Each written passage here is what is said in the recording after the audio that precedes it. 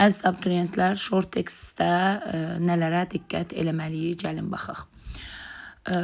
Əziz John, ilin sonu yaxınlaşır, amma sənin gözlərin hələ də yoxlanmalıdır.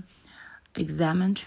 We have modern medical equipment. Bizim deyir müasir tibbi ləvazimatımız var. To check your eyes. Gözlərini yoxlamaq üçün.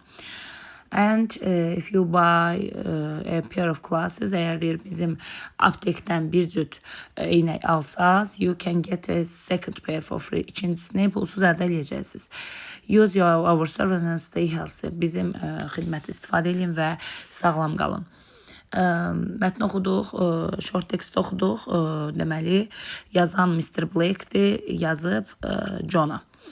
A variantı, John tibbi ləvazimatı xəstəxanaya çatdırır.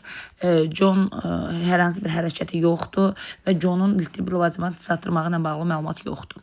B variantı, John xahiş edir Mr. Blake'dən gözlərini yoxlamağı. Xeyr, Mr. Blake xahiş edir ki, gəlib John gözlərini yoxlatdırsın. B variantı səhv.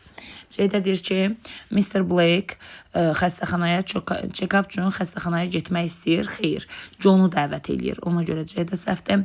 D-də deyir ki, John 2 cüt eynək əldə edə bilər, daha doğrusu ala bilər.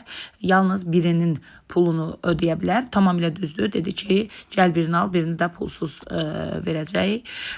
Təbii ki, cavab D variantı. Y variantında isə deyir ki, həkimə baş çəkəndən sonra John eynək almalı idi, amma həkimə baş çəkmək yox idi. Xəstəxanaya gəlməli idi və yoxlamadan keçməli idi və salam. Həkimə baş çəkmək yox idi. Cavab olur D variantı.